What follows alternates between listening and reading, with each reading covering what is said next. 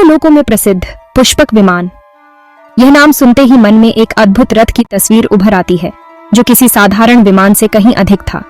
यह कोई साधारण विमान नहीं था, यह इच्छाधारी था जो मन की गति से उड़ान भरता था। इसकी विशेषता यह थी कि यह अपने यात्री की इच्छा जानकर बिना किसी सारथी के उड़ान भर सकता था। तीनों लोकों में इसकी प्रसिद्धि थी। कहते हैं यह विमान सोने का बना था, जिस पर रत्नों का काम किया गया था। इसकी चमक और भव्यता देखते ही बनती थी। यह विमान न केवल तेज गति से उड़ान भरता था, बल्कि आकाश में स्थिर भी रह सकता था। इसकी गति और स्थिरता दोनों ही अद्वितीय थे। इसमें अनेक कक्ष थे, जहां सभी प्रकार के सुख सुविधाएं मौजूद थीं। यह विमान अपने आप में एक चलता फिरता महल था, जिसमें हर प्रकार की सुविधा उपलब्ध थी। इसकी खासियत यह थी कि यह अपने यात्री की इच्छा जानकर बिना किसी सारथी के उड़ान भर सकता था। यह विमान न केवल तेज गति से उड़ान भरता था, बल्कि आकाश में स्थिर भी रह सकता था। यह विमान न केवल तेज गति से उड़ान भरता था, बल्कि आकाश में स्थिर भी रह सकता था। इसकी गति और स्थिरता दोनों ही अद्वितीय थे। इसमें अनेक कक्ष थे, जहां सभी प्रकार के सुख सुविधाएं मौजूद थीं। यह विमान अपने आप में एक चलता फिरता महल था, जिसमें हर प्रकार की सुविधा उपलब्ध थी। इसकी खासियत यह थी कि यह अपने यात्री की इच्छा जानकर बिना किसी सारथी के उड़ान भर सकता था। यह विमान न केवल तेज गति से उड़ान भरता था, बल्कि आकाश में स्थिर भी रह सकता था। इसकी गति और स्थिरता दोनों ही अद्वितीय थे।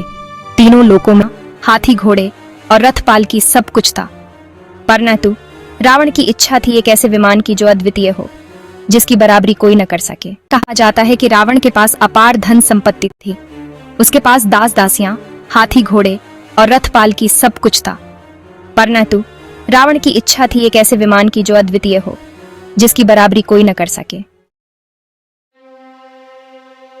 रावण के मन में स्वर्ग पर विजय प्राप्त करने की इच्छा बलवती हो उठी।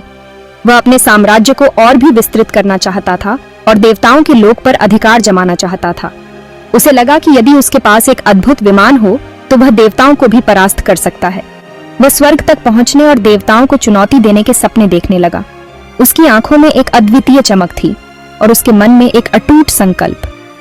एक दिन उसने अपने मंत्रियों को बुलाकर कहा, मुझे एक ऐसे विमान का निर्माण करवाना है जो तीनों लोकों में सबसे कोई भी देवता इसका सामना न कर सके। मंत्री बोले, महाराज, ऐसे विमान का निर्माण तो केवल देवशिल्पी विश्वकर्मा ही कर सकते हैं। हमें उनसे संपर्क करना होगा और उन्हें इस कार्य के लिए राजी करना होगा।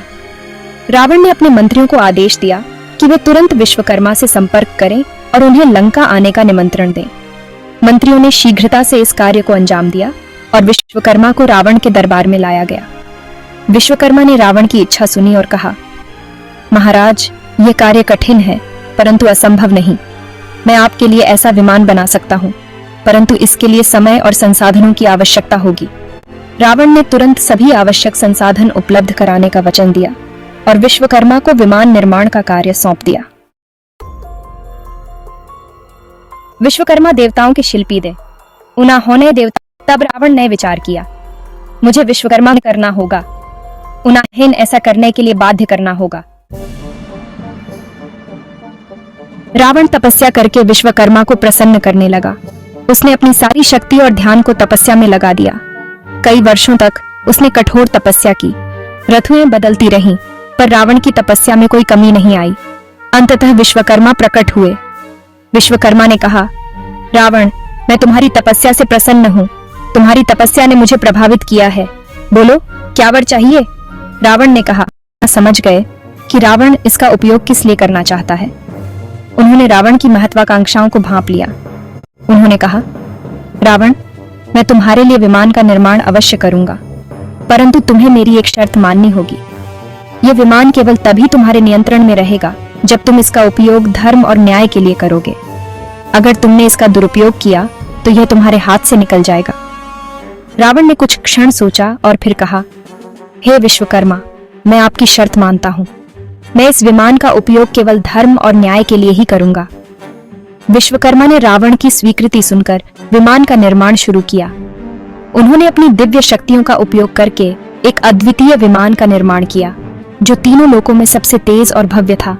रावण ने विमान को प्राप्त किया और विश्वकर्मा को धन्यवाद दिया।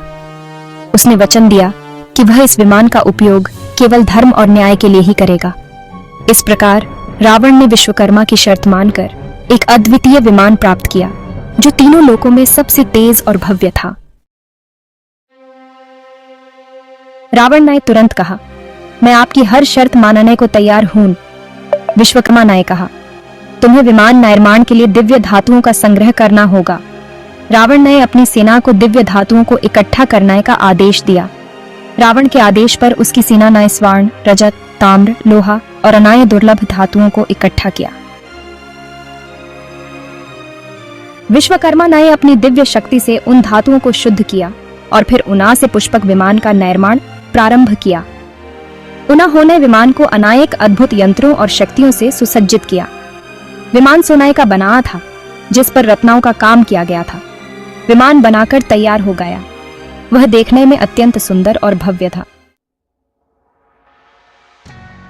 विमान को देखकर रावण की खुशी का ठिकाना न रहा। उसने विश्वकर्मा को धन्यवाद दिया और विमान लेकर लंका चला गया। पुष्पक विमान पाकर रावण का अहंकार और बढ़ गया। वह इसका उपयोग देवताओं को डराने और ऋषि मुनियों को परेशान करने लगा। रावण ने पुष्पक विमान से तीनों लोकों में भय फैला दिया था। समय बीतता गया और रावण का अत्याचार बढ़ता ही गया। अंततः भगवान राम ने रावण का वध करके उसके अत्याचारों का अंत किया।